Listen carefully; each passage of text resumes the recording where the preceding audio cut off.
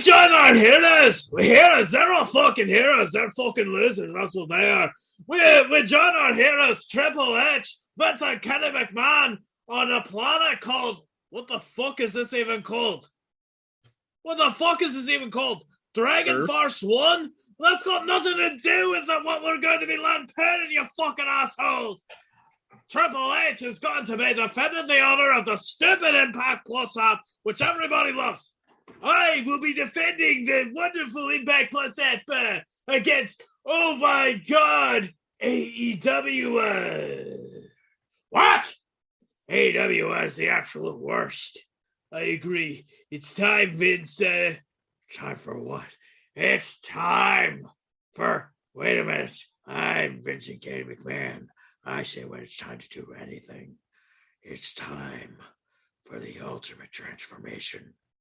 It's time to take that AEW down. And we're going to do it in the best way possible. Fraser, change! Hurrah!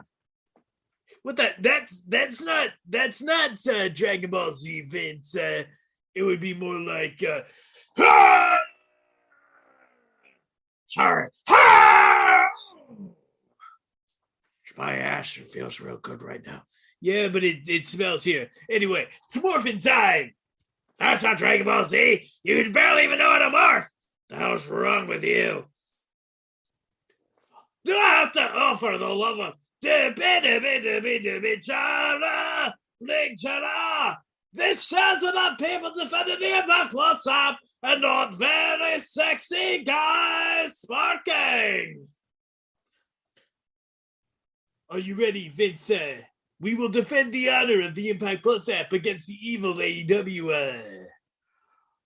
Am I ready? Hunter, I was born ready. I'm going to take the Impact Plus app and... You know what? Why don't you just go over to the villains team? Seriously, why don't you just go over there right now? Make peace with AEW.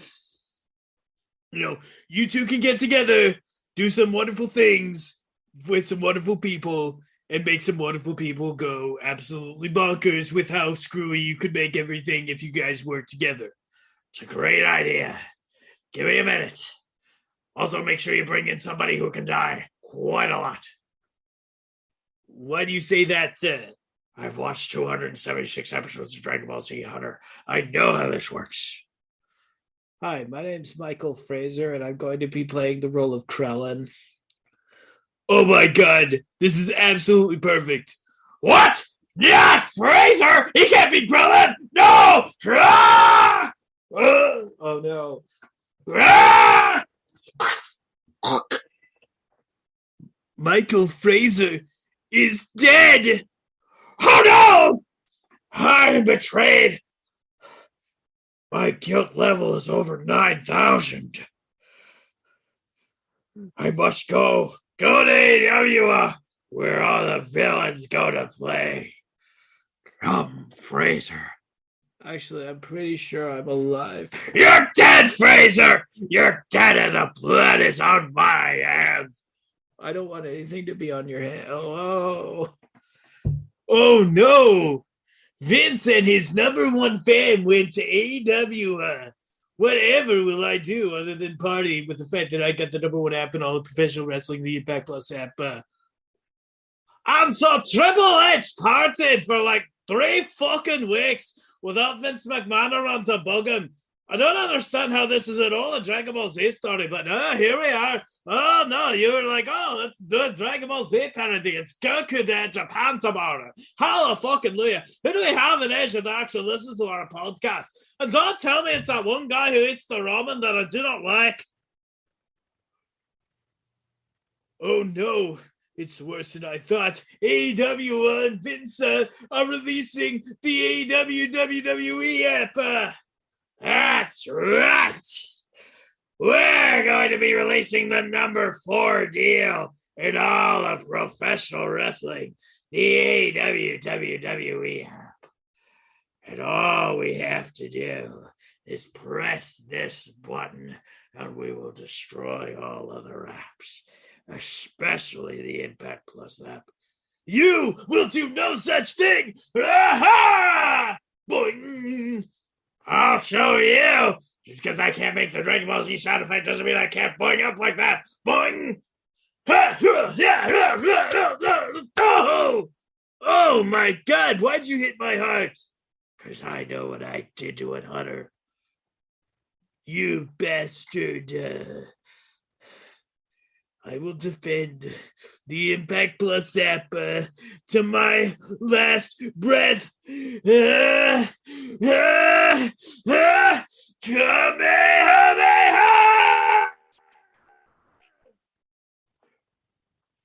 Oh, God. No! Hey, guys, my name's Michael Fraser. I'm alive. Oh, shit, I'm falling about 300 feet. Oh, no! Fraser died twice! Whatever will we do? Actually, I think I'm alive. No, wait, I'm going to die. Oh, no! Fraser died 3 times now! I saved the Impact Plus app, but at what cost? Ladies and gentlemen, this is Bodyslams and Dropkicks, the wonderful show where Michael Fraser thinks of stupid ideas to make Nathan get drunk out of his own stupidity. It's going to be one of those shows today, folks. So let me introduce to you your wonderful host with the most, the person who should actually be doing all the intros himself, and the man who died and came back to life 3 times, Michael Fraser. Well, I did make it back in time for the podcast, so. You know, is there any concern of you dying again? Like, what was the afterlife life? Man, how can I explain this? All these Adam Sandlers running around, Kate Bosworth, and Dean's like on his knees going, "We're not worthy," and like every other room. It was a very odd experience. So, how did you get into Dean Connolly's personal heaven? Well, I figured it was my personal hell. You know, I was going across Snake Way, and I got hit by the guy that cleans Snake Way, and I fell in the yellow clouds, and somehow ended up in Dean's personal paradise. Okay, and I'm sorry, which reality is this personal paradise? Because that's more hell for me. My personal paradise would be married to each of the Kardashians Monday through Friday, then have Haley Steinfeld on the Saturday, and who do I? Oh yes, Emily Browning on the Sunday. That would be my dream. Yep, he's delusional. If it makes you feel better, Nathan, I went to go get my wife from work one day, and she proceeded to tell her coworkers about my Power Rangers impression. So me standing in bakery, I had to do the whole "it's morphing time" and everything with people around me. So yeah, but I mean, you know, did you when you do "it's morphin' time," like you got to go all out with it. Like there's no option available. It's just like going into the ring. You go all out. Otherwise, there's no real option. You can't just, you know, put in a 4 out of 10 showing and be done with it. Pretty much. And for that one viewer that's still listening, and most likely I'm going to never hear the end of it on a Dragon Ball group, this is Bodyslams and Dropkicks. I am joined by the extremely sober and not at all drinking away his sorrows, Nathan Tasker. I don't know why you had me insult one of the greatest animes ever. And I want you to know that this is one of the few times I'm rooting for the fans against you on Twitter. I want everyone to know that when Fraser told me what he wanted me to do, I said, I hate you all. And I immediately went and got myself this lovely beer. This is a Coors Light, nowhere near as good as most Canadian, but what can you do on short notice? I'm also joined by the man that is the president of the Kate Bosworth Appreciation Society, the Adam Sandler is God Church. Never have I ever been a member of that. And you know, he doesn't have his hands on screen right now, so he's crossing his fingers and he's like, never have I ever. Oh, how nice! I'm number 11 in your books. You practicing your Stone Cold Steve Austin? Yeah, the next thing I'm going to say is I'm going to shut your mouth, you stupid piece of trash. Ugh!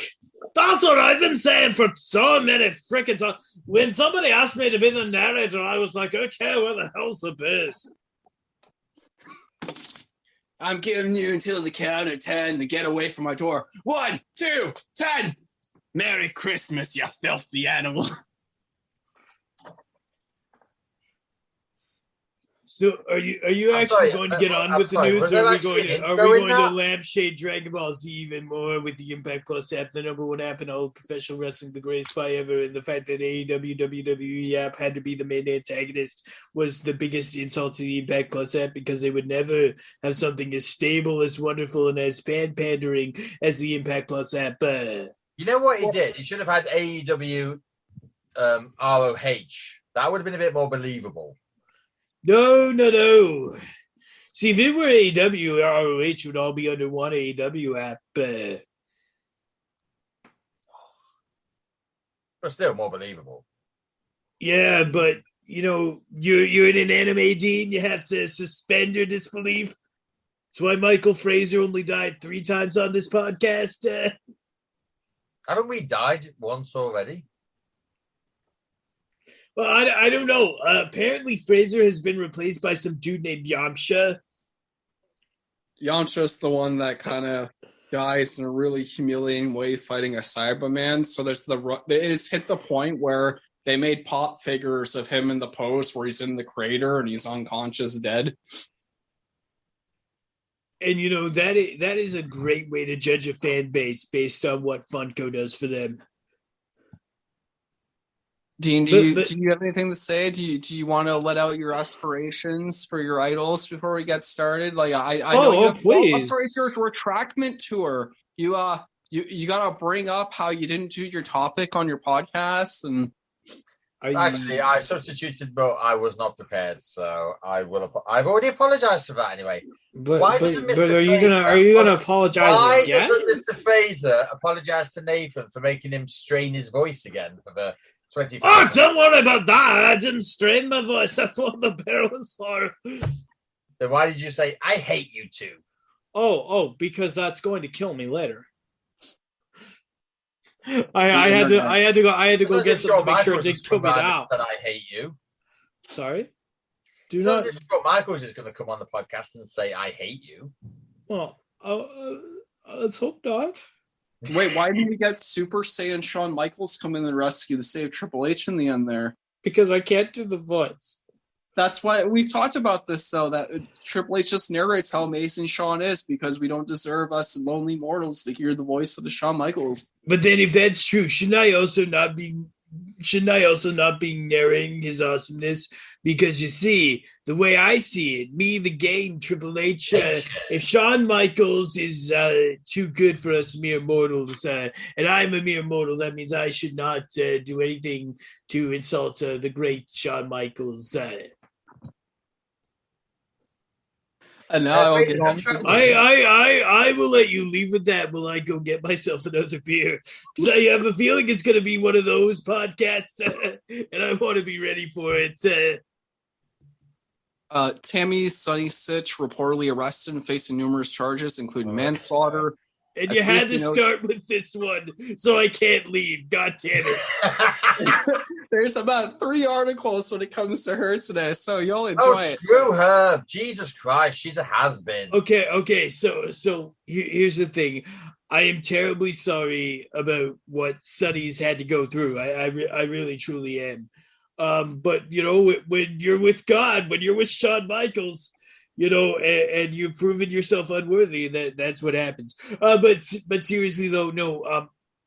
What makes me saddest about Sunny is she was on the pathway to recovery. She really was. Ooh. And then you hear about stuff like what happened on the news, and you wonder to yourself how. So apparently she was involved in a 3-car crash on March 25th, 2022 that led to the death of one of the drivers. According to Mike Johnson of PWInsider.com, Sitch was arrested on Friday night in connection with the death of 75-year-old Julian L. Laster. Sitch is facing 9 charges, including manslaughter, DUI, causing the death of a person, driving with suspended or revoked license, causing death or serious injury, 7 counts DUI, causing damage to the personal property, If convicted on the manslaughter charge, Stitch could face up to 30 years in prison with 4-year minimum sentence, as well as up to $10,000 fine. Stitch's bond for the manslaughter charge alone is listed at $200,000. On Saturday afternoon, Stitch was bonded out of jail. Here is Sonny's mugshot released by Felisa County Florida Police, which you can see on ODQ's website, and she is smiling in her mugshot. Yeah. Not the best look. No, not when you look smug. Right, can we stop talking about somebody who has had her day long, long ago? And to be honest with you, I just genuinely don't fucking care. Fine, I will skip the 2 other articles, but she shouldn't be smiling at that picture when she No, she shouldn't. Someone take her outside and shoot her and put her in the fucking glass, for God's sake. Well, oh man. So here's what I don't understand. Number one, how is she relevant? I don't mean this. I don't mean this for Fraser, because Fraser's just reporting the news. How is Tammy Sitch still relevant to this day? She's a Hall of Famer, isn't like, she? Is she the wrestling equivalent of Christian in that he's a train wreck we can't look away from? Probably. I figured it was like because of the whole Dolph Ziggler thing when she had that one night with Dolph Ziggler is what makes her so relevant. How haunted was her vagina that day? Well, Dolph Ziggler must have been doing the selling of his life, so.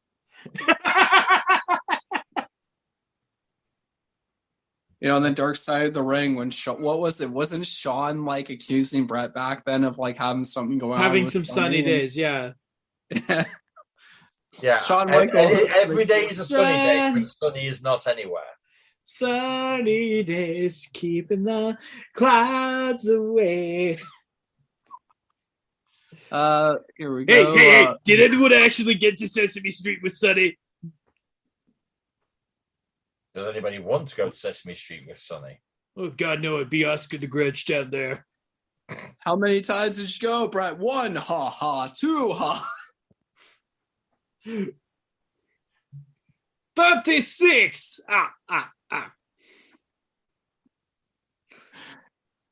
Drew McIntyre addressed this rope breaking against incident during match of Bobby Lashley. As previously noted, there was an incident during WWE's latest European tour. Drew McIntyre was having a match against Bobby Lashley when the top rope broke and Lashley fell to the outside of the ring. Drew McIntyre. Drew McIntyre. I think today is the day where the host actually just forget to know what English is. Yeah. Welcome to Final Cut's display on the English language. We've all done it. Final Cut's guide to the English language. Yes, we cannot pronounce it whatsoever. Final Cut, when we're going with all the parodies like we're Southpaw Wrestling. Southpaw Regional Wrestling. Come join us at Show in the Swamp. For me, it was very quick yet very slow at the same time. When trouble happens, things seem to slow down for me, and I'm very aware of what's going on. I knew when I hit the ropes, something went wrong. Can you just say that first bit again, please? Which one? The very first bit you just said. For me, it was very quick yet very slow at the same time. That's the way he worded it. When trouble happens, things seem to slow down for me, and I'm very aware of what's going on. I knew when I hit the ropes, something went wrong. I was able to catch myself very quickly and was watching straight ahead and saw how Lashley went over. So the rope broke as I connected. He was split second behind me. He had no rope. He went into what should have been the top rope, and he continued head over heels at the speed he was going. Thankfully, I could see how he landed. He went head over heels. His giant traps hit the ring apron. His head didn't connect with the ring apron. Thankfully, he flipped himself right around onto the mat outside. I could see he was probably going to be okay. Knowing him, he'd be okay. A guy who just likes to roll around and fight during the day and take unnecessary falls during the day. I always say no cameras are watching right. Why are you doing this to yourself? But he enjoys the physicality. I could see he landed safely. Knowing him, I knew he'd be okay. Thankfully, he was okay in those situations. You can only hope for the best case scenario. Accidents do happen. It happened very quickly, but it also happened very slowly. That's probably the worst thing you can say in an interview. And Drew's interview was with CBSSports.com. So no offense, why don't you just say it felt very quick, but at the same time, it felt like It felt like my life flashed before my eyes. So why didn't you just say that or something along those lines? It sounds a lot better than. Oh, why am I even arguing with a Scotsman? Because all Scots fight like Englishmen and Scots, and Welshmen and Scots and other Scots. Damn. What a warning to the Brits, you know. Don't argue with us Scots because we can argue all fucking night. Oh, but by the way, cheers, boys. Cheers. Roman Reigns teases that his days as a full-time wrestler could be ending soon. During Saturday's WWE Live event in Trenton, and NJ Unified WWE Champion Roman Reigns cut a promo and teased that his days as a full-time wrestler could be ending soon. I've been here many times. You know what I'm saying? I've been here a couple of times in the past 10 years. And I'm starting to work into a new phase in my career, and I honestly don't know if I'll be back here again. If that's the case, I just want to say thank you for all these years of support. Quote, courtesy ringsidenews.com. Fans have speculated on social media that Reigns could be planning a transition into acting career in similar fashion as The Rock and John Cena. That's heavy speculation, dude. Who really knows what the future holds? I do know one thing. He'll be a better actor than John Cena. John Cena's had some good I'm stuff. a better actor than John Cena, and I don't even act. Yeah, but he's got, Peacemaker and Suicide Squad, and he had the Which I don't even. Marine, To be Battlegrounds. honest with you, his Peacemaker series, I have actually watched it. I haven't watched it since. So, Cena must be doing something right. And the Cena has done a masterful. Cena has done a masterful job of picking projects. A masterful job. But is he himself the best part of any of those projects? No. As far as the Suicide Squad goes, no. Yeah, but you gotta admit, if you could be in Suicide Squad and Peacemaker and all other stuff, you have got a damn good team behind you, and props to Cena for that. I'll remind me, Dave Bautista did go to the MCU, so of course Cena isn't welcome there. So where does he have to go? But then again, Guardians of the Galaxy 3 has just finished wrapping, and I'm pretty sure Bautista said this was going to be the last movie. I think this is the last movie with the entire Guardians of the Galaxy lot.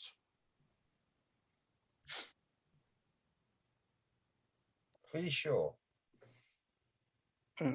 Former WWE star returns to Impact Wrestling at Under Siege event.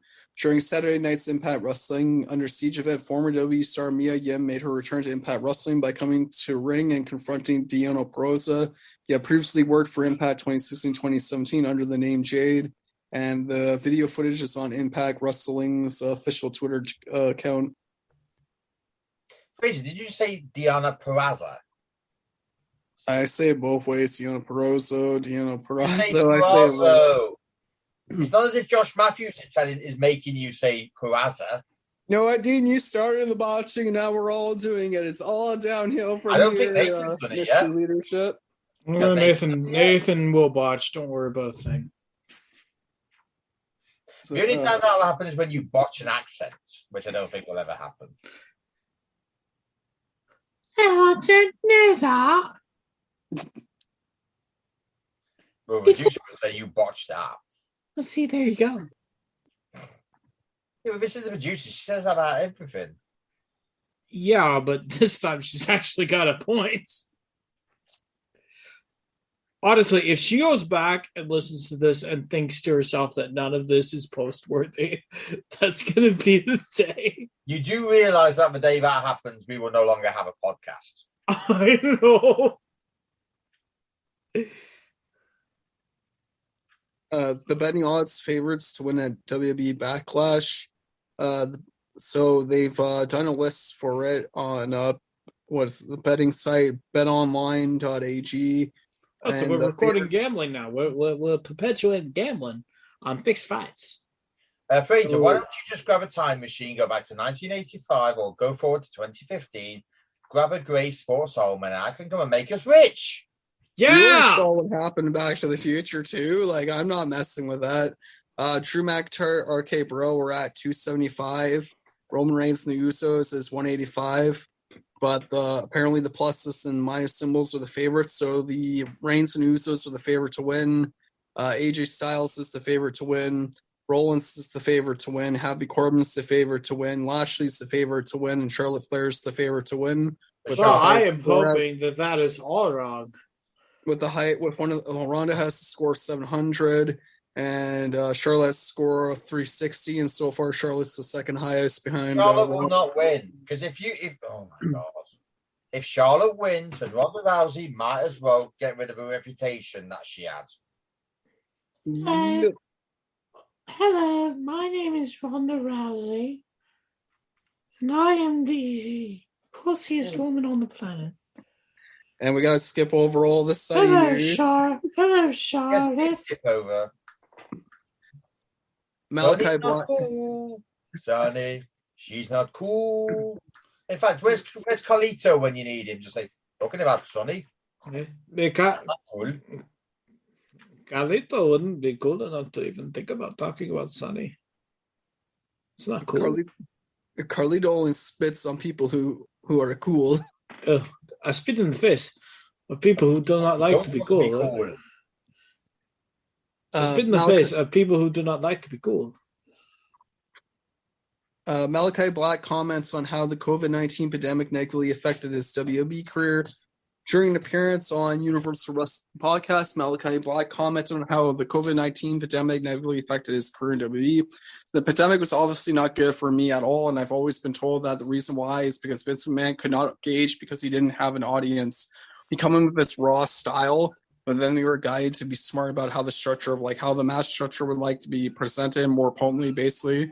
That's why me and Buddy Matthews were I think one of the few first again with those Tommaso Ciampa, the Johnny Garganos, etc., that had a hybrid style of coming with that high-flying impact indie style with a blend of traditional pro wrestling and the storytelling and TV wrestling.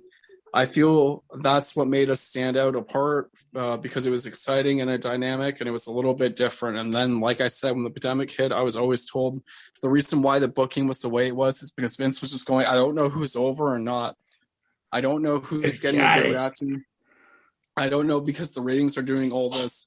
I don't know. He couldn't track it, and that made him really frustrated, which is understandable because obviously prior to that, I was very at least maybe while it's not the right word, but I was in a position where I was actually being pushed more up the ladder.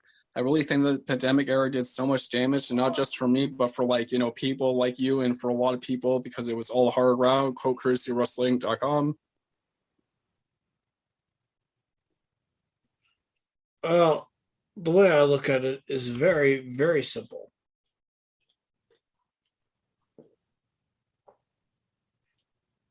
Vince McMahon has been a promoter for many, many years prior to the pandemic. And there should have been more than one way to easily promote something or easily look at something or think to themselves, what's over, what isn't, who's over, who isn't. If you can't look at ratings and you can't judge crowd reaction, you could at least judge merch sales. Or you could at least judge performers or trust performers until such point as you could get audience back. And unfortunately, that is something that Vinnie Mac just couldn't bring himself to do. Vince McMahon thrives in an environment where he has near total control. And unfortunately, with the global pandemic, he couldn't have that. Not to mention the fact that I'm pretty sure being married to Selena Vega obviously neutralized some of the hurt. Well, from Malachi Black's perspective, absolutely. He was supposed to win the U.S. title, and pretty much, his wife came back so they could be in the same company just for him to end up being released while she was coming back. So, and now he's taking shots at Edge's new fashion, calling them the Wish version of the House of Black. Hey.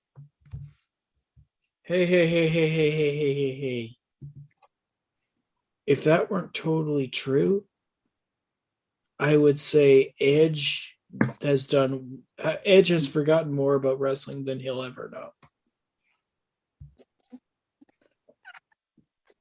Damn, Nathan. Here's the thing. I said if that weren't true, because it totally is. What the Edge faction right now is a discount House of Black. But I stand by my statement. Edge has forgotten more than Malachi will ever know. Edge presided over one of the most crazy, influential periods of all time, is still there to tell the tale.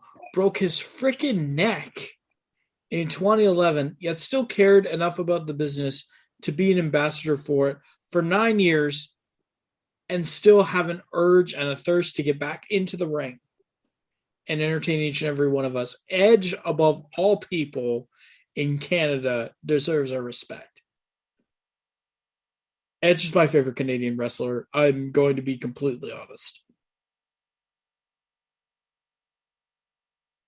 You have anything to say, Dean? No. Well, I'm quite worried about why he's. What about Chris Jericho? Does Chris Jericho not deserve? Jericho's number 2.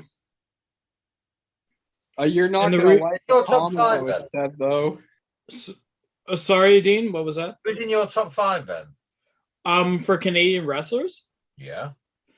Edge, Jericho, Lance Storm, Owen Hart, and I believe the 5th one, if I had to.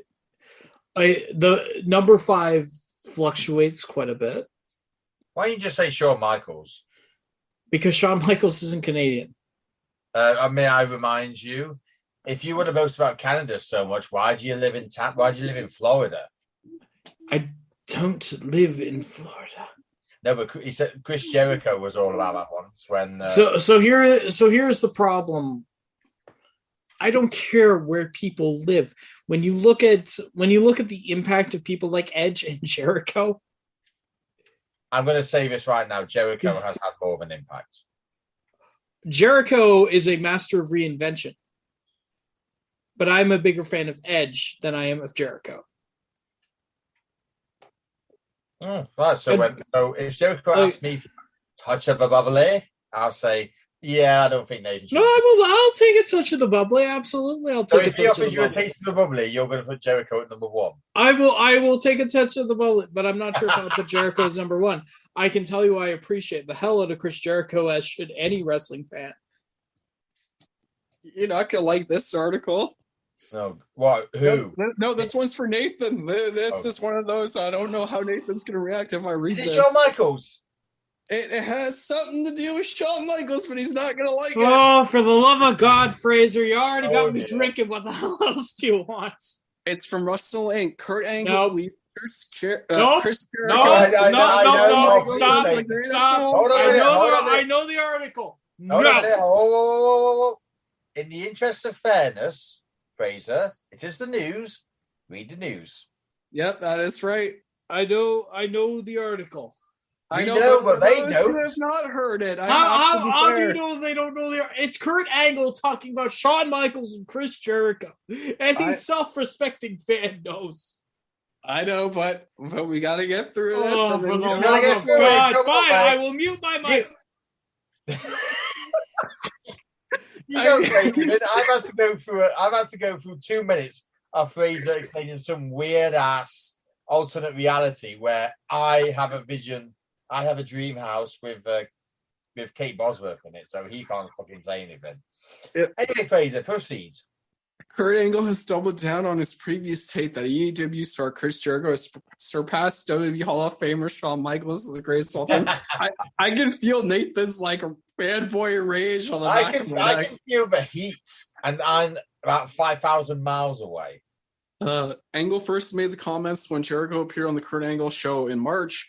Chris, I wanted to tell you this. Angle told Jericho, I've always thought Shawn Michaels was the greatest of all time, and I'm not saying this to blow smoke up your arse.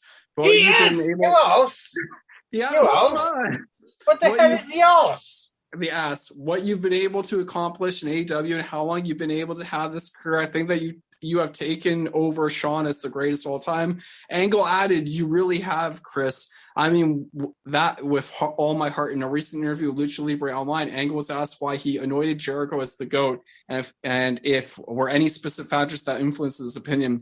What he's been able to do with his character changing, innovating himself, and being able to be as effective as he is in the business this late in his career as 51, 52 years old of age, and being in the business for over 30 years. Angle responded, he's putting a lot of time, a lot of effort, and he's very talented, Angle said of Jericho. So I put him up there with Shawn Michaels. But now after being AEW and doing the things he's doing now, he has to be the greatest of all time, especially for the amount of years he put in. You can listen to Kurt Angle speaking about Chris Jericho starting at the 5-minute mark in the second video below in the article. You can see Angle calling Jericho the GOAT during their interaction in March. And now... can have his boo, Kurt Angle, boo! Oh, you are with Kurt Angle. Boo you and your family! Shawn Michaels is the greatest of all time. There is no comparison. Yes, I will admit, I love Chris Jericho. Chris Jericho is a master of reinvention.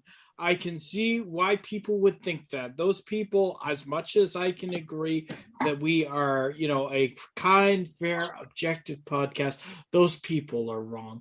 When you look at Shawn Michaels' body of work, when you look at his matches, when you look at what he has done in the business and what he continues to inspire in the business, there is absolutely zero comparison. Do you have a list of people in the business right now who can say, yes, Chris Jericho and only Chris Jericho inspired me to be who the heck I want to be?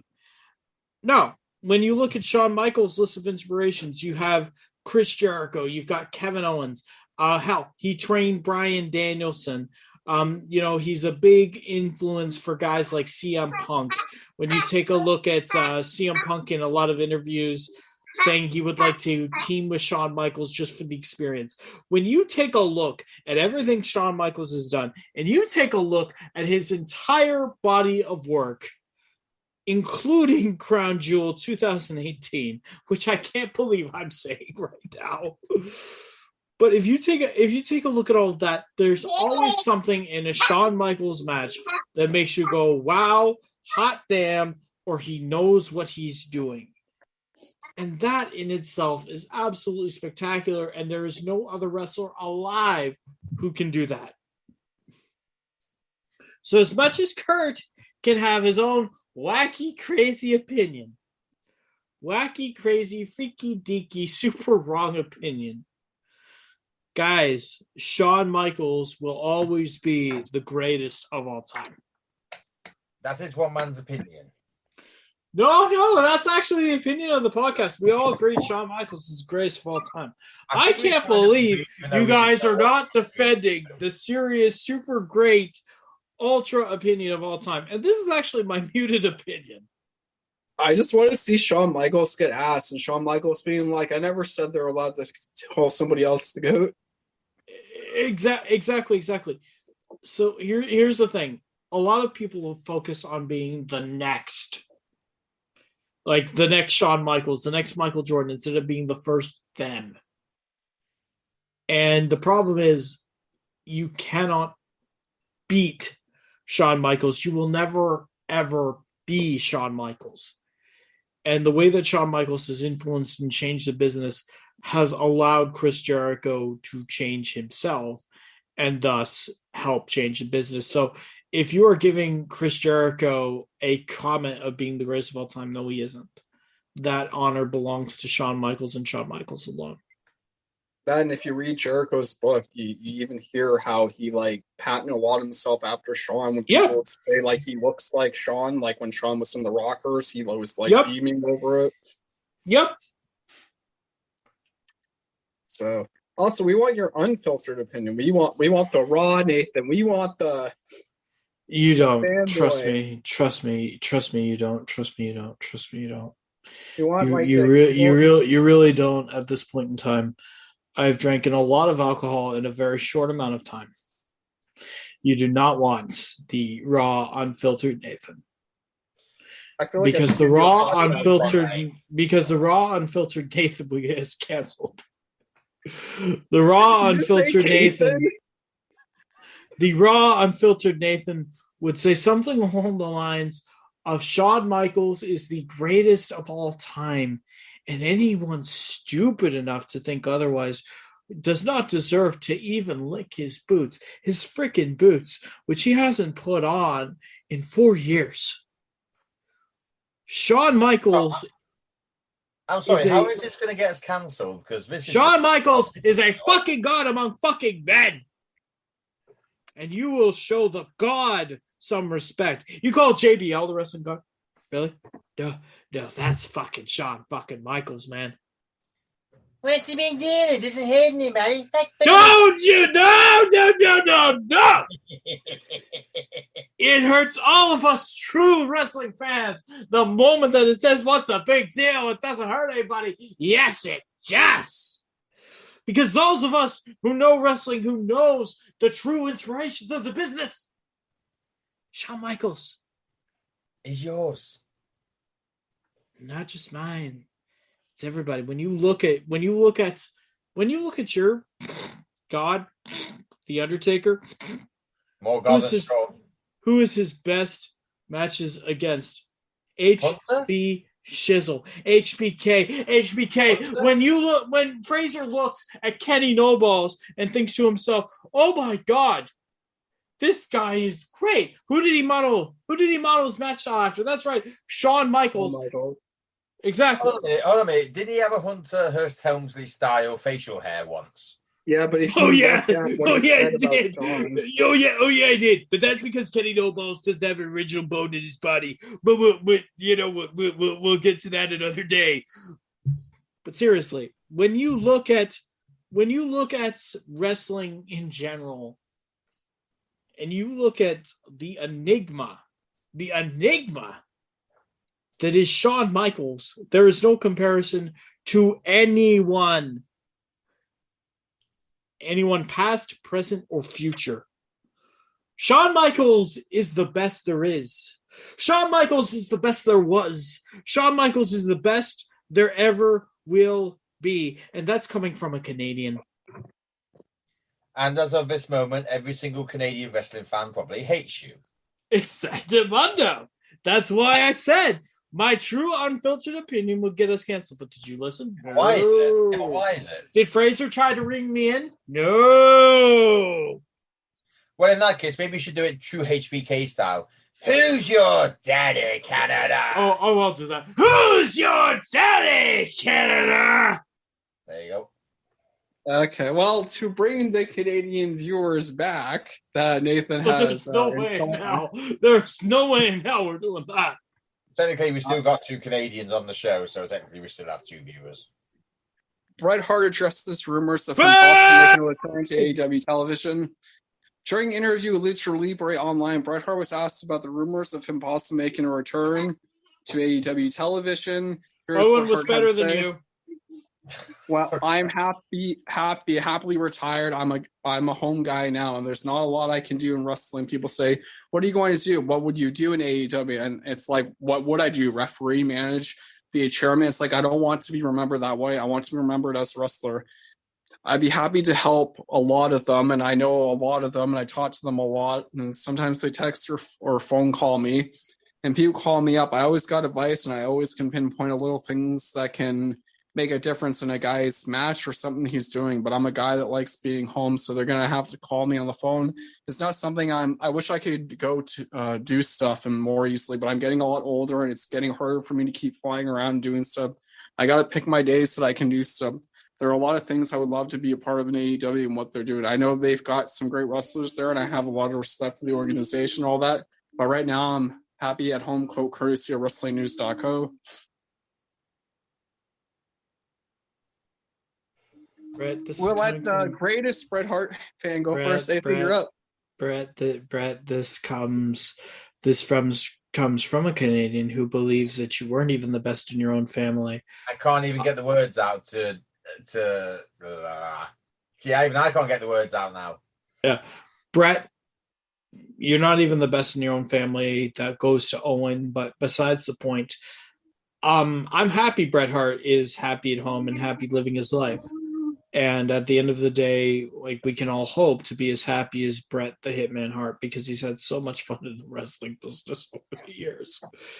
Especially when you look at his best year, 1997.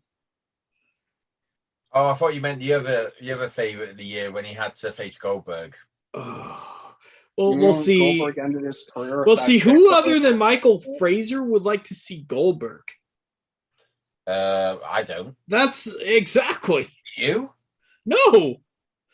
The producer might, because she has an eye for the ones that shouldn't even have. What I will say is, I can afford to see Bill Goldberg because of Michael Fraser's reactions to Bill Goldberg. Yeah. Because you see, Michael Fraser's reactions to Bill Goldberg make it all worthwhile. It's fine. Goldberg isn't the best Goldberg out there, so. No, that goes to Gilbert. Yep.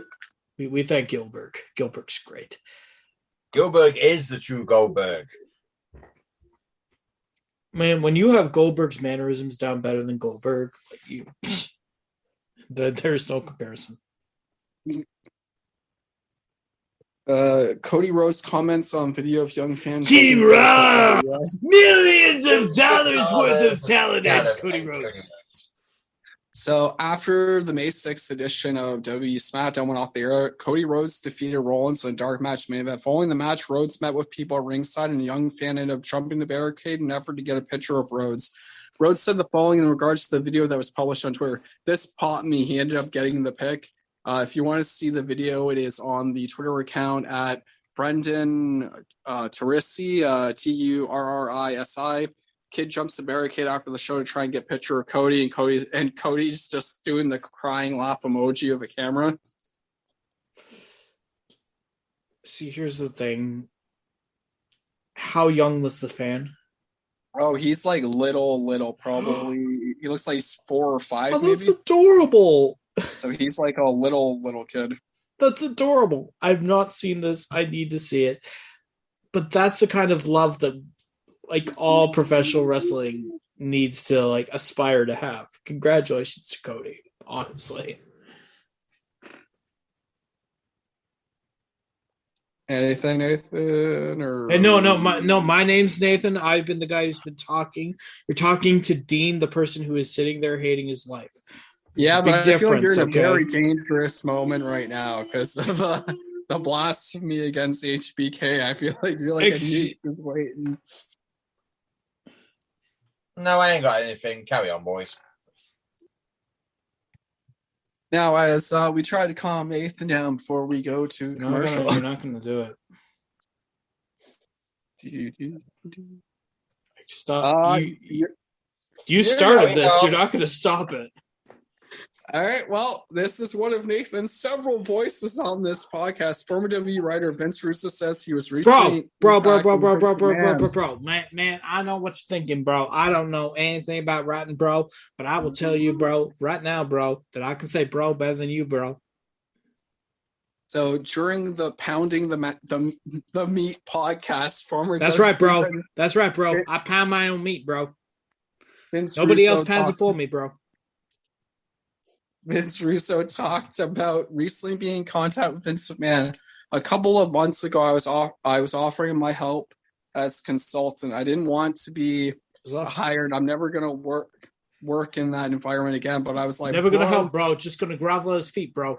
Your show freaking sucks. Seriously, are you watching? It was that conversation. Man, I know my show sucks, bro. I'm Vince Russo, bro. I don't need to tell myself that, bro. How that ended was Vince wanted me to watch Raw for a couple of weeks and give my feedback. I'm like, bro, I'll be happy to do that. I ain't doing that for free. Your product sucks, bro. I'm only to help you. I'm not going to jump through hoops to help you. If you want to pay me to create the show for the next couple months, I'll be happy to do that. But I certainly was not going to do that for free because the product is horrible. I was just looking to help the guy because the product is horrible. Quote courtesy WrestlingNews.co. Man, way to go, bro. I'm Vince Russo, bro.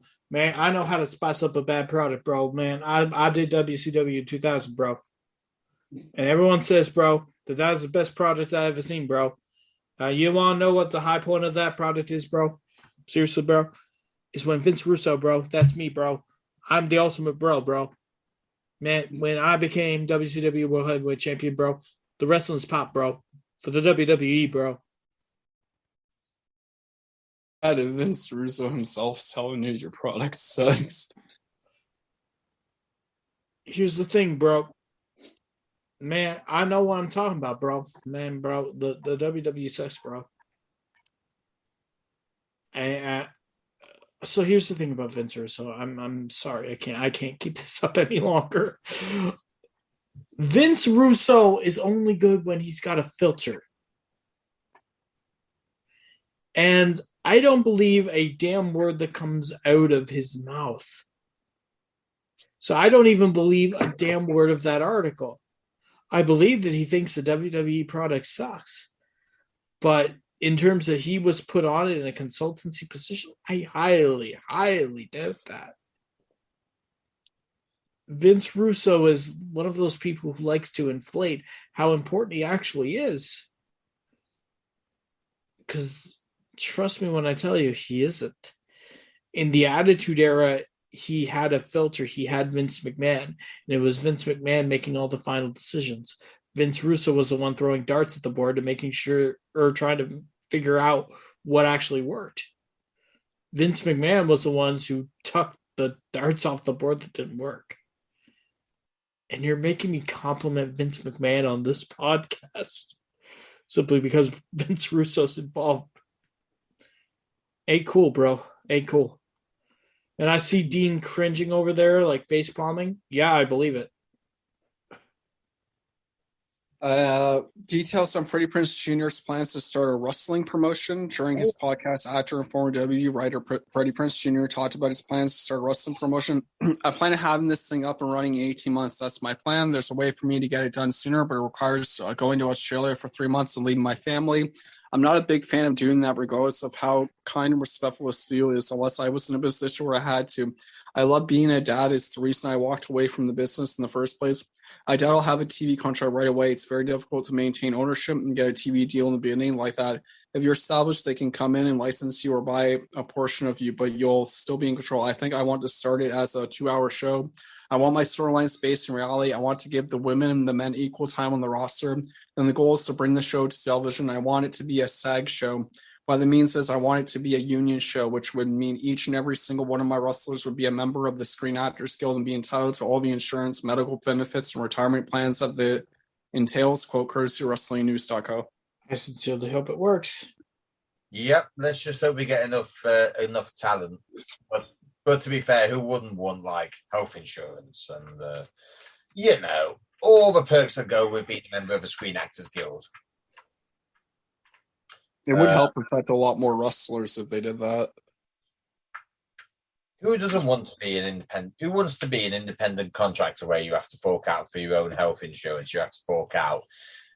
Just literally, you have to get to the arena by yourself. You have to pay for your own flights. Nobody wants to do that. Nope. Maria Kanellis-Bennett on goals for her wrestling promotion during this week's 2-man power trip. It's from May 3rd. Wrestling's podcast, Maria Kanellis talked about brand army and promoting her women's wrestling army shows. So Bobby Cruz and myself, we worked with the Ring of Honor women's division all last year. We really enjoyed ourselves. We had such a talented group of women. She began when they started to tell us that Ring of Honor wasn't going to be moving forward and that we didn't know exactly what was going to happen next. A lot of the girls asked us to start promotion. At first I was like, no, I don't want to be a promoter. I just don't want it. I just like being able to go to a building and have everything already set up and just help the women perform at the highest level they can. All the other stuff, I'm not really that interested in. Canellis continued.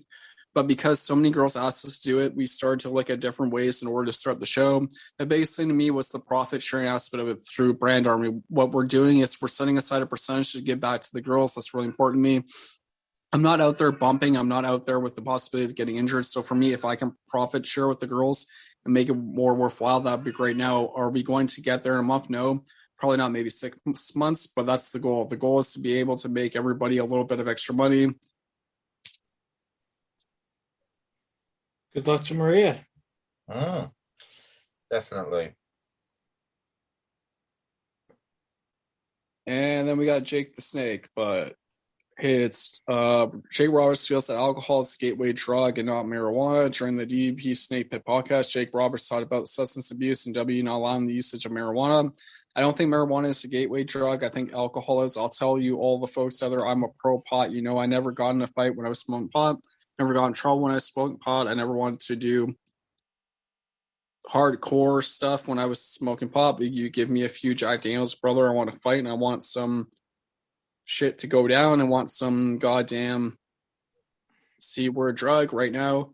My routine in the beginning was beer, a little pot, a little sleeping pills, and then Vince McMahon came along and cut the pot out. Man, when he cut that pot out, that was tough because we didn't have to go to thing to relax now. We had to double up on the beer. Then a lot of us started taking different pills, and that leads to problems. When you start mixing your drugs, you're going to kill yourself. That's got a lot of guys. They start mixing, they take a pill, they have a few beers, they pass out, they wake up, and they think, wait a minute, I didn't take my pills, and then take more. That's your danger zone. That's when you're flying into the fire, you know, and you can't get away from that skillet, man. Once you get burnt, you're in trouble. I've seen a lot of good people go down hard. Terry Gordy was probably one of the hardest that went down. He died on an airplane, and they brought him back, but they didn't bring him back soon enough. Half his mind was gone. Terry is one of the greatest wrestlers ever, and there was a time he had to learn how to wrestle again because he had forgotten everything because of that incident. Quote courtesy WrestlingInc.com. And that may be the case for Jake Roberts. Like, there are studies out there that show that marijuana is far less harmful than tobacco. But every human being is different. Yep. And then we'll go to the last article. Matt Hardy wants to see a larger-than-life character in AEW, similar to Steve Austin or The Rock. During his podcast, Matt Hardy commented on wanting to see a larger-than-life character in AEW. I do think you do have to have characters that are larger-than-life to gain casual fans, people that don't typically watch wrestling. There are some people that watch for a character and really don't give a shit about a 5-star match. That's what we do here. I'm speaking very openly and honestly. I think that's something that's very important, that you have the Hulk Hogan's who transcend time characters like Stone Cold Steve Austin and The Rock. Two of the best characters ever. I hope down the road AEW we find someone who really carries that and they ooze that larger than like charisma. It does draw in casual fans. I think that's one of the things we need to work towards our core base. If we can get someone in that position, then that's an added bonus. It's hard. I feel like now the world is so interconnected and there's like a genre of pro wrestling fans. Ratings have really changed a lot recently besides the way they have dropped down over the years.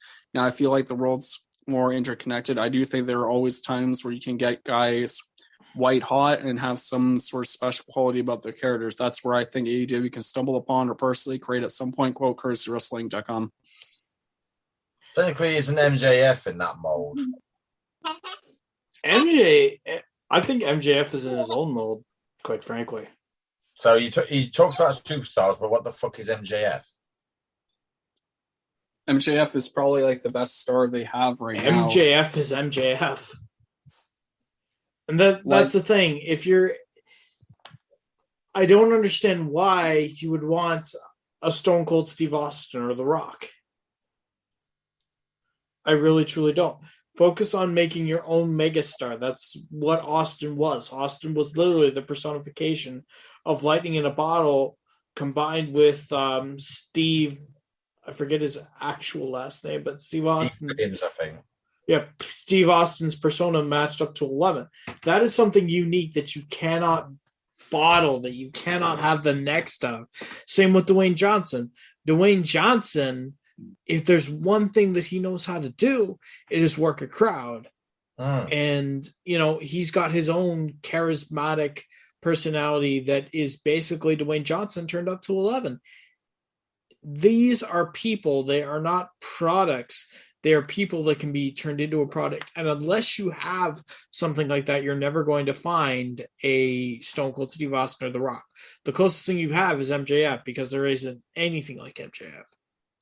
They need one of those once-in-a-generational talent. Granted, you could say MJF is one. You could say that. But aside from MJF, who is there really on AEW's roster? CM Punk and Bryan Danielson. Darby But Allin. I wouldn't call them, in terms of casual appeal, I wouldn't call them like a Stone Cold Steve Austin or The Rock. And to be honest with you, they are getting on a bit. I think what you actually need is it's like when, in the 90s, when they were building WWE up, you had Hunter, this was before he was the game. You had Dwayne before he was The Rock. You had don't worry, I lost to him all the time, man. I seem to remember in 2000 you were making his life hell. Hey. Although I wonder how much I complained to make that happen. Yeah, just by the way, Hunter, how much did you complain to say that every single member of a WWF roster had to call your wife a slut? Oh, God. I'm pretty sure everybody called her that. No, you're absolutely right. And, you know, the problem was I can say, oh, no, please don't. But they wouldn't listen, Dean. They wouldn't listen. But anyway, going back to 2000, I said, hey, listen, The Rock needs a good obstacle to go up against. And in the absence of those, how about me, the game, Triple H? And when people laughed me out of the building, I went to Stephanie and I said, Stephanie, why are these people laughing at me? And then she did some things, and then all of a sudden they weren't laughing anymore because they were worried about their jobs. What's the topic this week, Fraser?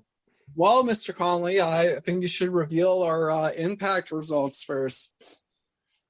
All right, let me just get it up. Actually, you know what? Really, you haven't gotten it up yet, Dean? I actually have. I know you want the producer to crumble your biscuits, but that is just basic prep work to go ahead. Since I prefer to be a man who does things quickly, not that the producers ever win. Oh yeah, oh boy, heavy emphasis on quickly there. Let me tell you. Basically, from Under Siege, in short, Fraser won. Me and Nathan were last. So, unfortunately, the bad news is that now Fraser is winning, but not. And they had a bonus match, but none of us knew they were adding that. No, we didn't. But it doesn't matter, Fraser. I'm 4 points behind with Nathan, another 8. So your victory is not guaranteed. I'm not bothered. I'm still winning the other 2. I'm winning where it matters. So you're saying WWE and AEW don't matter? I'm winning for Impact, whoa, man. Whoa. No. You hear this man singing the Impact Plus app. You hear this man singing about the Impact Plus app every week. So are you going to be singing about the Impact Plus app from now on, Fraser? I probably will at some point. And Okay. Sing for different apps. Sing for WWE. I have to sing for AEW. You'll sing for Impact. And Okay, so I'm gonna teach. Okay, so I'm gonna teach you a song right now. Okay, this is one that we're going to expect out of you as you're the new leader of the Impact Plus app. Okay, birds flying high, you know how I feel. Sun in the sky, you know how I feel. Breeze drifting on by, you know how I feel. It's a new dawn. It's a new day. It's a new life for me. And I'm feeling good. I'm watching the Impact Plus app, the #1 app in all of professional wrestling. By the way, I'm pretty sure you're still on commission for all the plugging you do. You know what? I am. Scott D'Amore has not gotten back to me yet. I think we need to have a word with Tasha Steeles about that.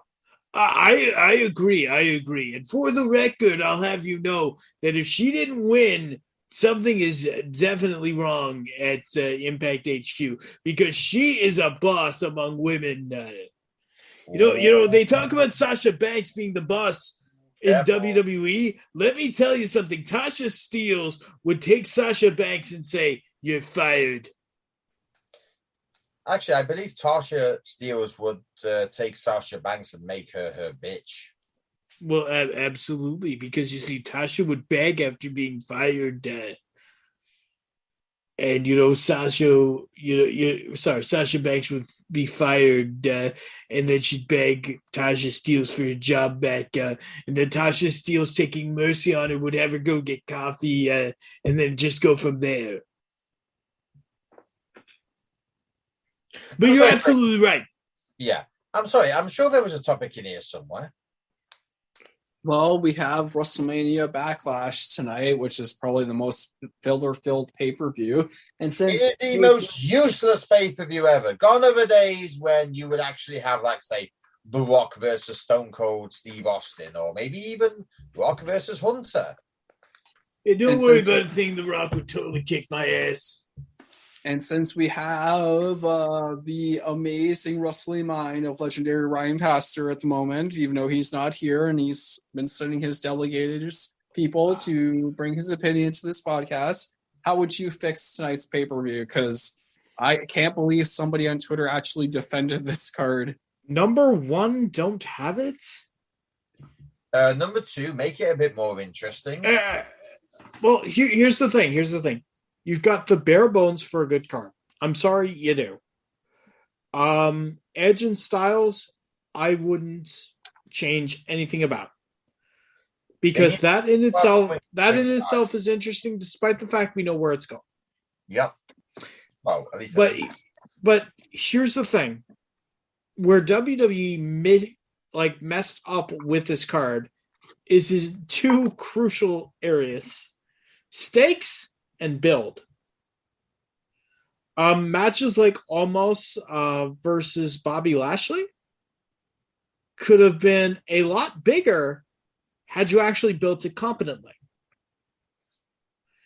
Matches like Roman Reigns and the Usos versus RK Bro and Drew McIntyre could have been way more interesting if you even put one of the titles of the Bloodline on the line.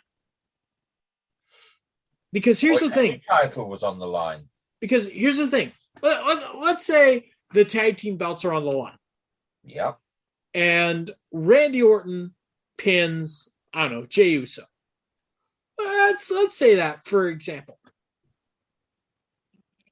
Then you've got the Usos who could be arguing against the tribal chief, and the tribal chief would have no defense.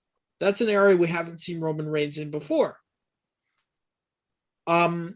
If you have Drew McIntyre pinning Roman Reigns, but RK Bro gets the tag team championships, the Usos could go on a tirade about how they never lost and how Roman failed them. And you'd have a whole new interesting dynamic for the Bloodline.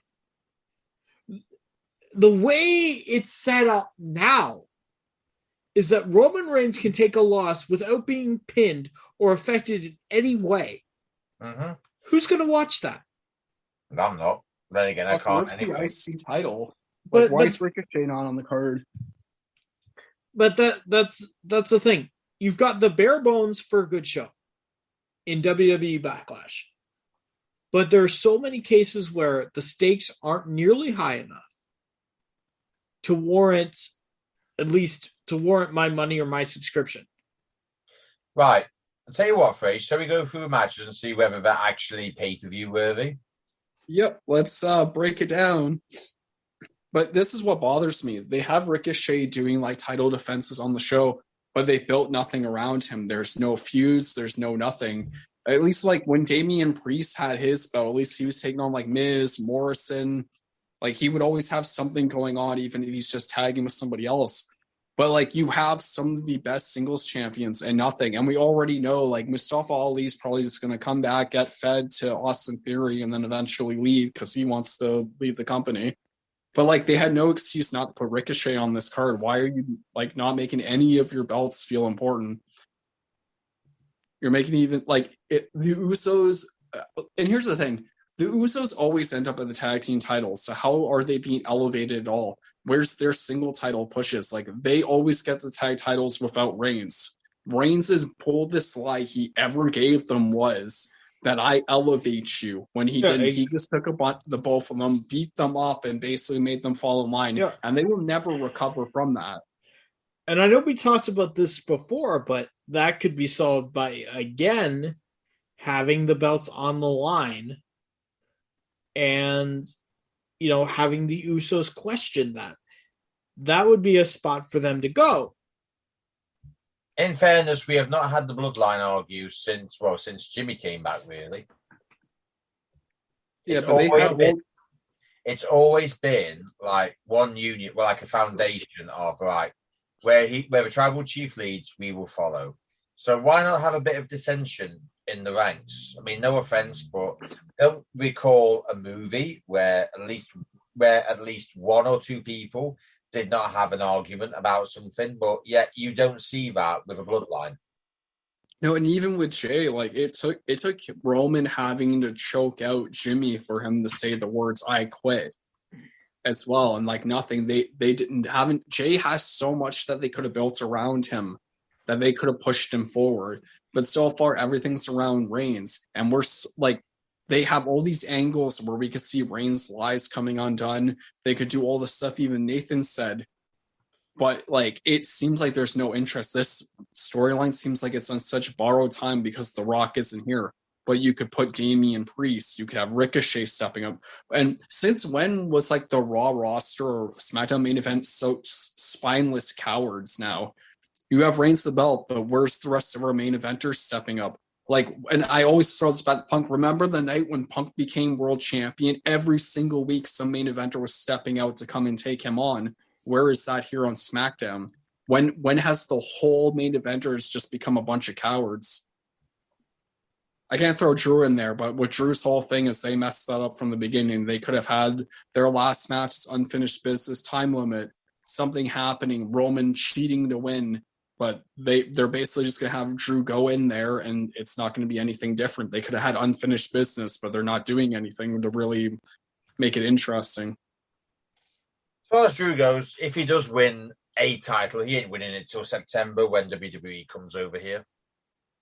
Pretty much. So why is he even in this match? It should be somebody else. Because all you're going to do now is what we're in May, so June, July, August. 4 months. What are you going to do with a McIntyre Reigns feud for 4 months? Unless you have Drew injured, and therefore when he comes back in, say, 3 months, maybe? That's when he gets his title shot. Don't be surprised if that actually happens, you know. By the way, I thought we were going through the match card to see whether we would actually pay good money for this. We are. I just thought we'd get the most obvious one out of the way pretty quickly. So, well, to be fair, here, Happy Corbin, Madcap Moss. I'm going to say I'm not even going to bother with it because Baron Corbin should just go back to what he was. Although I do like Madcap Moss.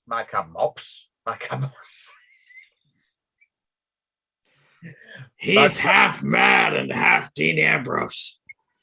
I do actually like Madcap Moss. He's actually quite good. He's built like a superstar. He basically promos like a superstar. Why stick him with Corbin? Just please move him up. Make him champion. I don't care. He's outgrown Corbin. This is the problem. It's like, why was Corbin and Moss in the feud with McIntyre for months when there was no need? Because they needed something to fill the time slot because they can't really do anything. Well, that's what turns everybody off when you just have the same shit over and over again. The only time you don't get bored with that is when you have to binge watch an entire series that lasts about 18 seasons, like say NCIS. It doesn't get old because there's always new stuff coming on. But this is not. This is just old. This is just boring. It's just, please, split them up. Go their own separate ways.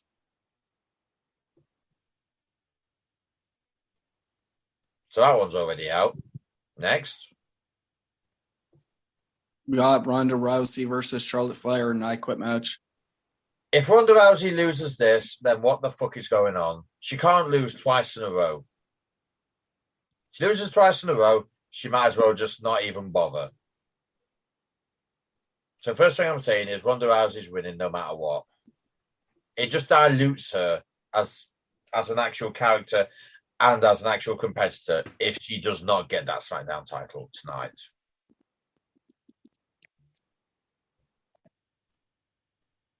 I'm sorry, I got nothing. Dean is doing exactly what I would do. So far, so good.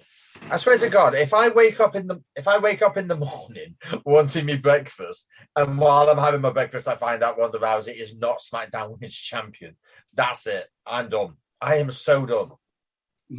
Cody Rhodes versus Seth Rollins.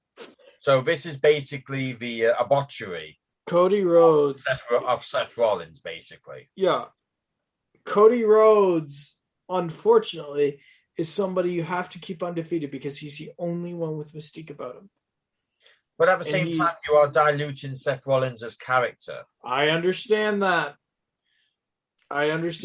But Cody Rhodes is the only one left with the credibility to get WWE out of a jam. And he's the only one that they can put over the really beat brains at this point. That's what I said. Get him out of a jam. Like, I hear you, because yes, this is debauchery of Rollins. Hardcore, but it's the only way it can go, man. But it needs to end before Seth doesn't even have a character anymore. Yes. Yeah, but think of this way, Seth's over that a few losses aren't really going to do anything to him. And unfortunately, they don't really have anyone left for him to really work with. They're not going to put him with any of the other guys because they have no intention of pushing anyone else. Cody right now, because of the buzz of, being the founder. So here's an idea then, because you bring up a good point. Here's an idea. Have the Usos break away from Reigns and have Seth Rollins join him. Why not? If you're not going to put him with any of the other guys. They've shown that they can work together before. You can bring back the whole Shield nostalgia if you must. But at least that's something, not nothing. He has a point there, but at the same time, Vince won't go for that. That won't happen, even though it should.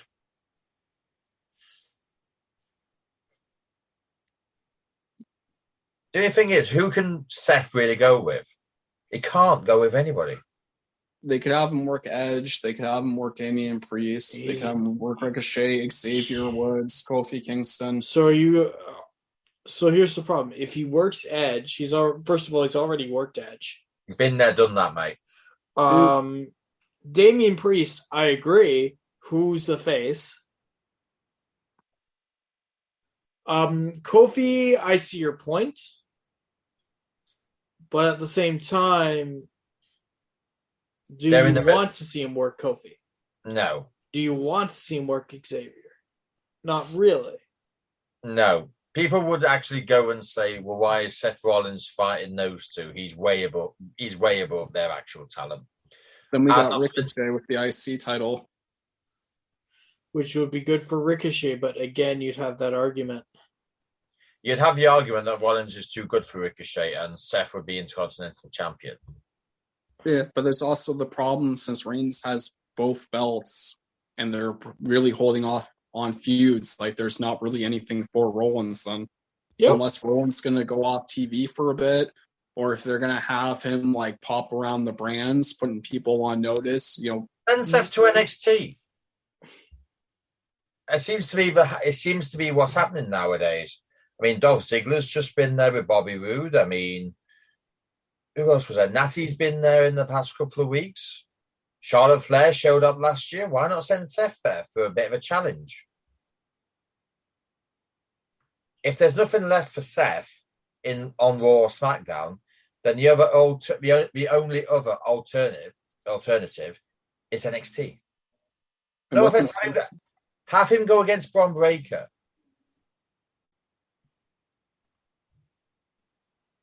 There's your solution. You could make it work. Seth was the first NXT champion, so the amount of stuff he could do, but I don't think they'll do that to him, though. But they're running out of ideas. They need to build up other stars fast, and Rollins is that guy. If you need to build people up and he's just as good, you can keep it interesting. But you're throwing guys in factions that you have no intention of pushing anywhere because they're going to get Edge at some point with this faction to go up against the Bloodline, and it's not really going to matter, and it's not going to really help anyone. So the problem is there's no real creative direction, it feels like. Hence why I send him to NXT. Hell, send him up against Bron Breakker. See if Bron Breakker can take the heat before he moves up to the main roster, which inevitably he will do. And then we got Ciampa, so... the paper we got AJ Styles versus Edge. AJ will win that. I think AJ will win that, but I think Priest will come out after the match and they'll make a statement. I disagree. I think Edge is going to win that because here's the thing. If Damian Priest is banned from ringside and you just have something with Finn Balor where it's like tease it, AJ and Finn are going to be working together, it's WWE logic. Finn Balor is going to turn on AJ Styles. But it's also logic that Edge doesn't have to lose to the point where he has a Styles Clash hit on him. You could just have Finn Balor distract him, AJ pins him, and then, in fairness, when has Finn Balor ever done a heel turn, to be fair? He did on NXT. I was about to say, aside from when he was in NXT. Yeah. Well, let's see. The NXT, yes. Main roster, not really. Mm-hmm. But if you look at his heel work in NXT, brilliant. I'll have to admit yeah, that. Yeah, it's brilliant. And if you're going to build together a faction that is based around like mysticism, Discount House of Black, you could do well with a demon in it. Mm. That's part of the reason why I don't agree with you. I know.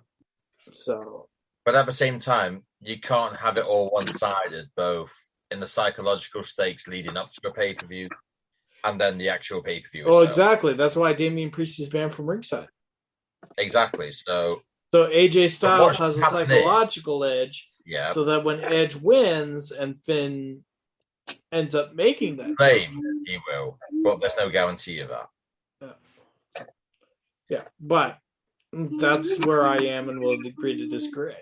We will, but as far as I'm concerned, Wrestling Psychology 101, the build-up is always one person. And at the pay-per-view... Can I get a word out? Apparently not. Oh. As I was saying before Lucia decided to interrupt me, it's always how it is. Psychology has always been the lead up to the pay-per-view is dominated by one person. At the pay-per-view, it's usually flipped and the other person wins. That's my logic, which has been logic for many, many decades. And this feels like the perfect opportunity. Regardless of whether Damian Priest is not there, he will come out at some point and absolutely run roughshod over both. He just will. Either that, or I personally think we'll have another member of Judgment Day debut. Yeah, like Finn Balor. Not like Finn Balor, like somebody else.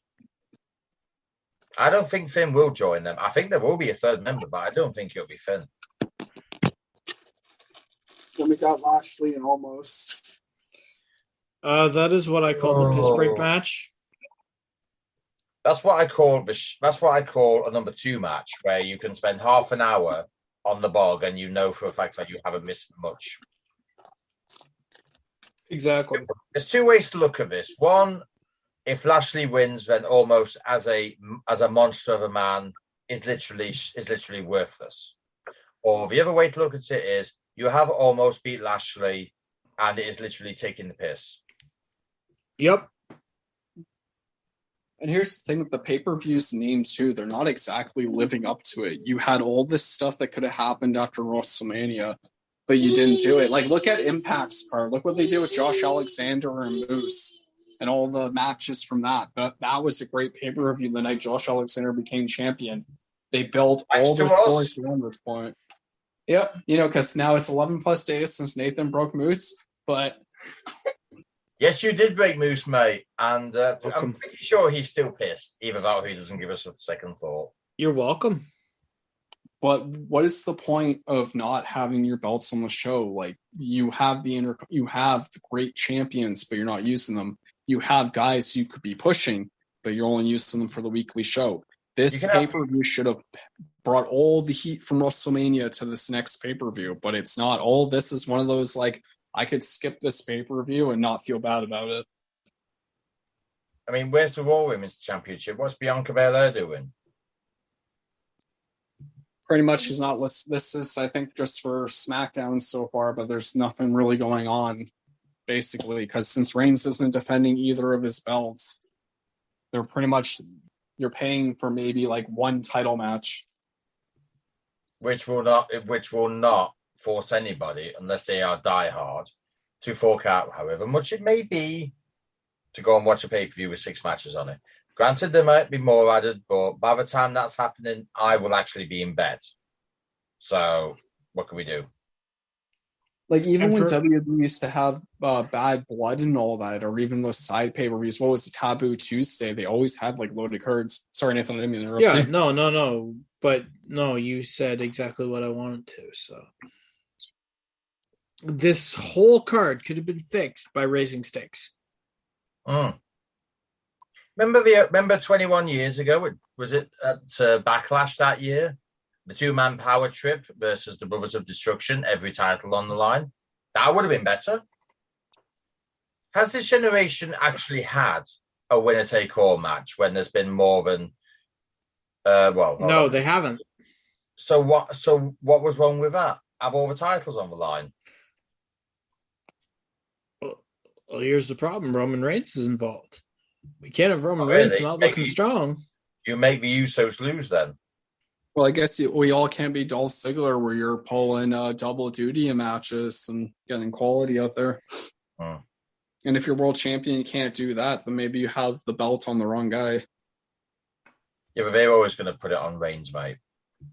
Yep, but unless he's going to step up and do like what Dolph Ziggler was doing, where he was wrestling like tag title matches and wrestling like normal title matches and multiple pulling 2 back-to-back matches, then they need to think of something, because Reigns is on borrowed time purely just for The Rock. And if your storyline hinges on one guy showing up to take on your champion, then it's time to just cut the storyline out, finish it, get it done, put over the Usos, do something, make Reigns go away for a while until you have a solid game plan to utilize them.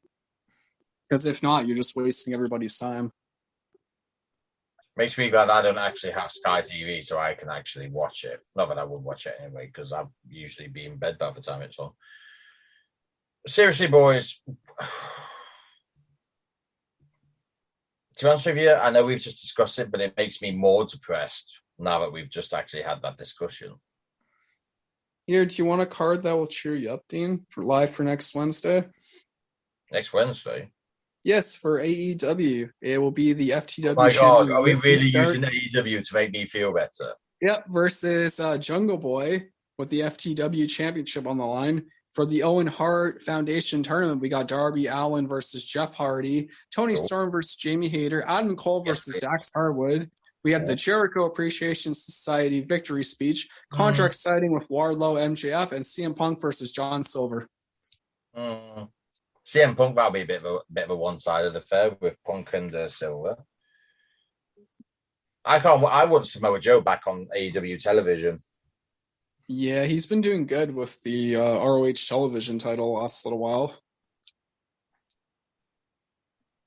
So see, there's hope out there, Dean. Yeah, just in the company that, not in WWE.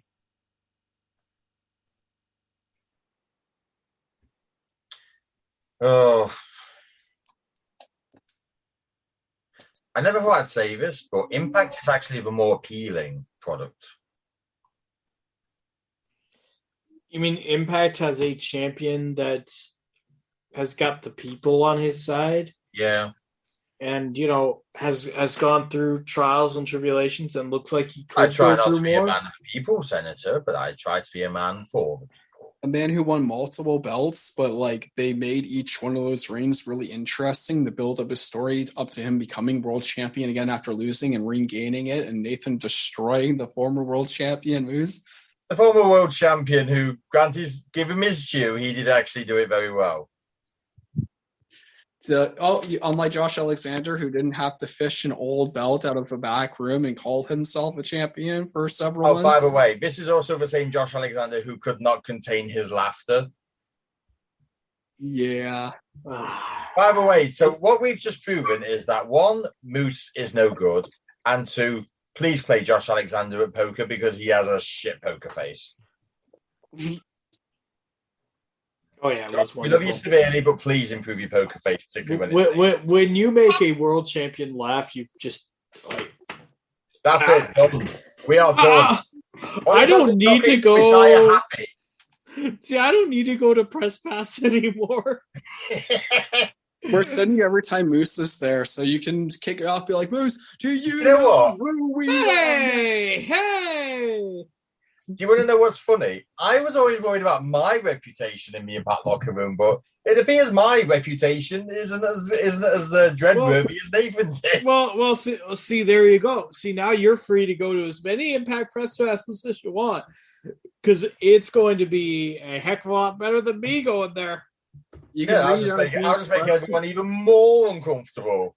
Here, we'll send you Sammy Callahan's there, and you can read Dean's question for him that I'll never forget, but we didn't get to ask him it. Is it me or the draw losing his touch? Oh, I tend not to go near Sammy Callahan. He has one of those where you're like, oh, fucking hell. He will literally destroy us in a second. Never mind Moose absolutely whinging about us. Sammy Callahan would literally destroy us. He wasn't really. I'll give him his due. He is actually absolutely quite intimidating, because I remember majority of the questions that were asked his way, he came back with not so much a snarky comment, but a comment that would literally scare everybody off. It's almost like kids were going for candy at Halloween. Somebody came out and basically went to them, fuck off. That's how intimidating he is. I feel like Sammy Callahan be a lot of fun on Halloween, though. He would be. Yeah, come and join me for a Mexican death match. There's candy. There's candy, but there is a stipulation. Please let me put a stapler in your head. Let me get a baseball bat and crack you in the face. Hello, everybody. Do it Eddie Edwards style and crack him in the back of the neck with it. Hello, everybody. This is Byron Saxton. Hello. And this is Byron Saxton's arm. He tried to take my candy, kids. He had the chocolate I liked. See? Now I've got my candy and a nice arm to hold it in. Have we just devised the first Sammy Callahan horror movie? Probably.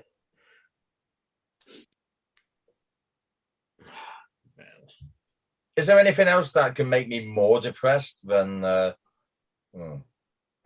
say anything WWE, or is that B&D done for the week? I don't know. Nathan, do you have some way to traumatize R.D.R. Conley? Oh, well, absolutely. Wrestling, start wrestling. This is a wrestling podcast. Keep it on. No. I understand, and I will be perfectly good, perfectly professional while I say this to you, because it is the truth, okay? Oh, God. Michael Fraser is leading Impact, and you interview a lot of Impact people. And you do, too. How do you feel about interviewing a lot of Impact people, knowing that Michael Fraser is the cream of the crop, tippity top of Impact? Not yet. It's still young. The year is still young, sir. We're only in May. We've got 7 more months to go. Well, then, really, I am not actually depressed. I'm not depressed. Cream of the crop, the tippity top. He is like, not. They'll be Josh Matthews will be introducing us as the Bodyslams and Dropkicks podcast. I'm sorry. Wasn't the first one Bodyslams and Pile Drivers? Well, I don't know. I wasn't with you. I'm sure that was the first one he ever said. Well, Josh, get better at your job. Anyway, Josh Matthews will be introducing us as the AEW podcast, and you'll be going on there. And people be looking at you saying, where's Fraser? And all of the locker room will turn on you because they'll want to see Michael Fraser, the cream of the crop, the tippity top of Impact. That doesn't get to you? No. I have some good news. He is a former Impact wrestler, but he will be taking on Scorpio Sky for the TNT Championship on Rampage on Friday, May 13th. Who would that be? Frankie Kazarian versus Scorpio Sky. Oh, that'll be interesting. So, see, Dean, we didn't end it on such a depressing note. Oh, it's true. Yeah. We got some exciting matches and title matches coming up. And Here's the next topic. How predictable is WWE booking? We'll find out next week. Yep. In fairness, I think all booking is a bit easy to predict because there's been a lot of times where we've nearly all guessed the same guess because there's been the amount. I think was it once or twice or aside from one, we've all guessed the same thing. There has been. There's also been times where I've been perfect. Yes, I think I've actually had a perfect one as well. I think great. Yeah. Is it great or are they just shit? Whichever one it is. Who knows, man? I think it's great. I think it's great we're able to perfectly predict them. I do. You know, it's almost as good as our flawless track record for making champions. Yeah. Then again, our track record is pretty much flawless. It's true. It's true. It's more flawless than Josh. Do you know what? I forgot. I've so forgotten his name. I can't even remember what his name is. The only thing I've got on my brain is Josh Alexander. The Josh, the more talented Matt Josh. Sydal because he carries them. In fairness, you do say that every single time. Yeah, but it's true. Hey, Josh, I know you can't win a belt on your own, so here's mine, buddy. Oh, Matt. I've had this route. Madison Ray will hurt me. Matt? Yes, Madison, darling? Did you give my husband a belt again? No. Break the routes and run for the rails.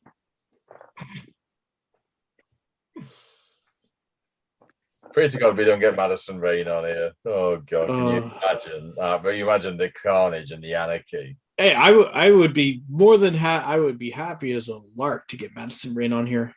I just do it with a great big smile on my face because I have Madison Rain on my podcast. Madison. How does it feel having 800 pounds of dead weight with you daily? Oh, I don't care. That's not what he. Oh, that's a bit light. I thought you were going to say about 1,600 pounds. No. Does he really weigh that much? Well, I think his overinflated ego probably weighs that much. Jeez, go on a diet.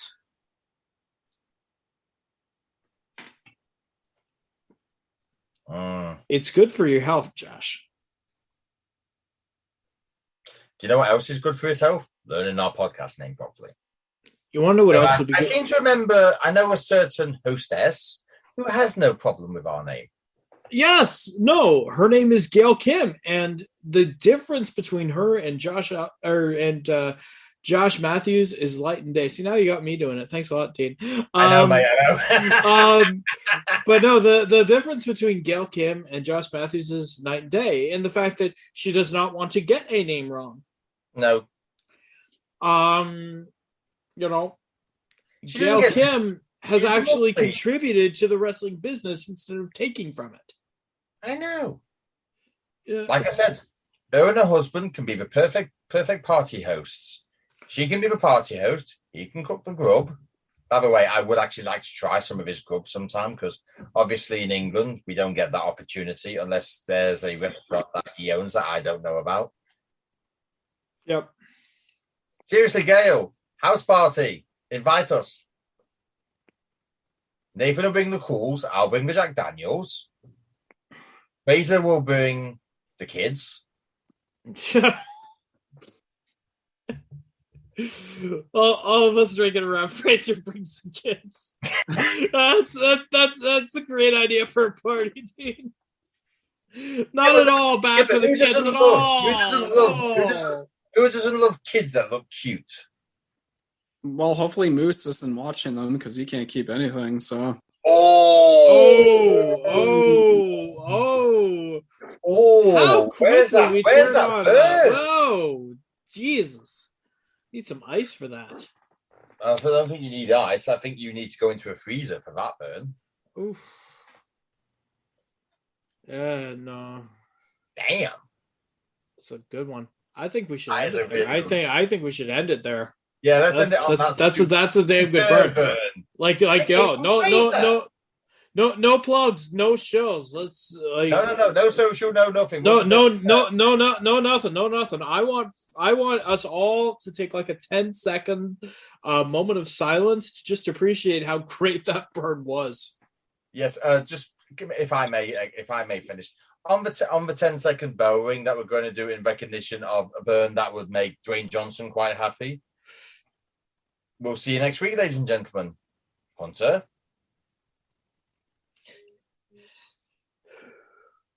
Game.